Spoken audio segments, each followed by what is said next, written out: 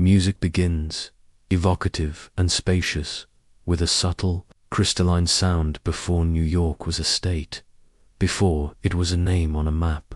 It was a landscape sculpted by immense forces. Our story begins with ice. A sheet, a mile thick, pressed this land flat. As it retreated, it carved rooms of water and left behind boulders like punctuation marks. This glacial withdrawal wrote valleys that point southeast toward the harbor and northwest toward the inland seas, a double grammar that still governs movement and trade today. To the north rise the Adirondacks. They aren't just an old mountain range. They're a living dome of rock, still uplifting, cracking and draining in all directions like a stone heart. From these slopes, water spills into the St. Lawrence, the Mohawk, the Hudson, and Lake Champlain. The Adirondacks store the cold, hold the headwaters, and teach the land a lesson in patience.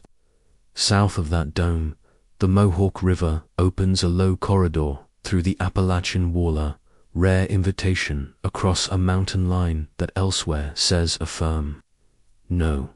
This gap, broad and gentle, became the hinge upon which a nation's commerce would swing. Geography offered this leverage long before politics even knew how to use it. Further south, the Catskills are a massif of plateaus, eroded by runoff and memory into a series of stunning peaks. Their forests and hollows taught lessons in timber, tanning, and the simple pleasure of a summer retreat. But they also taught the logic of watershed protection. Rain that falls here often ends its journey in a city faucet far away, making stewardship a quiet, civic pact between the mountains and distant taps. And then there's the Hudson. It's not merely a river. It's a tidal fjord, a deep cleft where the ocean's breath inhales and exhales far inland. Salt water and fresh water argue daily along its length.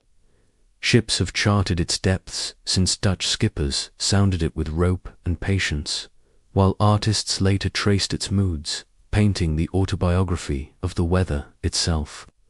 Westward, the Finger Lakes lie like 10 blue mirrors, perfectly aligned north to south. Gouged by glaciers, they catch different slices of the sky. Cool air pools above their deep waters, and the vines on their shores have learned to listen to their breezes.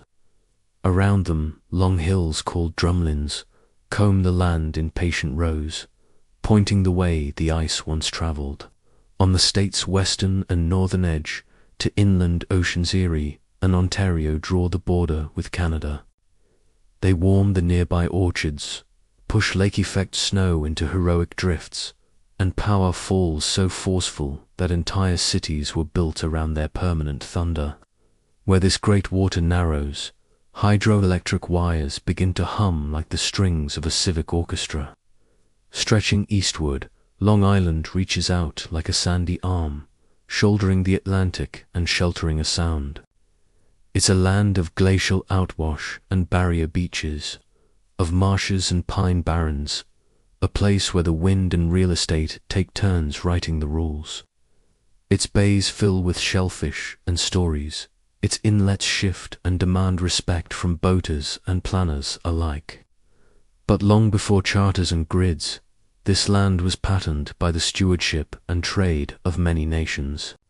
The Haudenosaunee in the interior, the Lenape around the estuary, and other Algonquian and Iroquoian speakers who read this place without paper. Their trails linked watersheds, their fires curated forest mosaics, and their diplomacy traveled by canoe and foot along the land's natural corridors. The estuary at the mouth of the Hudson is a natural convening space. It accepted timber, furs, and grain, and later, metal, media, and money. A great harbor needs depth, shelter, and access to a hinterland. This one added a map of islands that made wharves multiply like the fingers of commerce reaching out to the world. Look across from Manhattan's schist and gneiss, and you'll see the Palisades, standing like a dark basalt thesis. Stone dictates the skyline and the path of tunnels. Where bedrock is shallow, bridges choose arches and towers. Where it dips, subways dive or thread carefully. Even the rhythm of the streets is a negotiation with the geology right under our feet. So, New York's origin is a system of conduits. The fjord to the harbor, the gap to the interior, the inland seas to the falls. When these conduits align, culture accelerates. When they jam by silt, ice, or lock, culture pulls and reworks its path. The state's story isn't a straight line. It's a network that thickens where the land says, it's easier here. The famous grid that was later overlaid on Manhattan didn't erase the buried streams and marsh headwaters.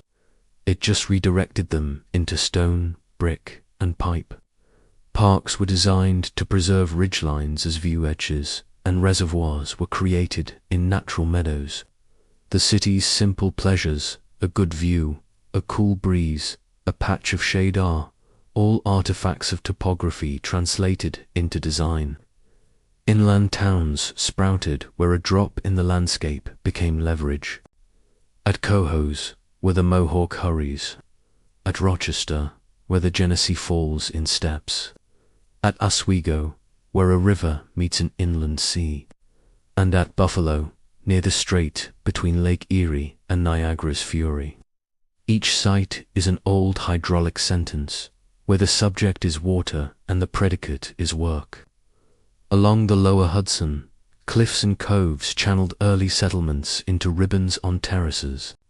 Ferries braided the banks together, and tide calendars were tacked to kitchen walls. Upstream, ice flows in the spring wrote their own rules for transport, teaching a hard-earned patience to commerce that always wanted winter to end sooner than it does. And within the Adirondacks, the blue line, the boundary of a park the size of a small country, created a unique conservation grammar, forever wild in law, but a patchwork of public and private on the ground. This foundational choice has shaped everything from industries and second homes to sawmills and trailheads, creating a culture that reads maps as a form of etiquette as much as instruction. If a place can be summarized by a few verbs, New York begins with carve, funnel, confluence, and lift. Ice carved the valleys, rivers funneled the trade. Harbors created a confluence of cultures, and waterfalls lifted power into motion. Everything that followed the canals, the rails, the grids, the towers, are all just clever footnotes to those powerful elemental verbs. The story of New York's origin is, therefore, a practical one. The state starts where the continent itself admits a door to the interior and supplies the hinges to swing it wide open. That door creaked first in Dutch, then in English, and then in every language of arrival. And to this day, that door has never stopped moving. Thanks for joining us on this journey through the foundations of New York.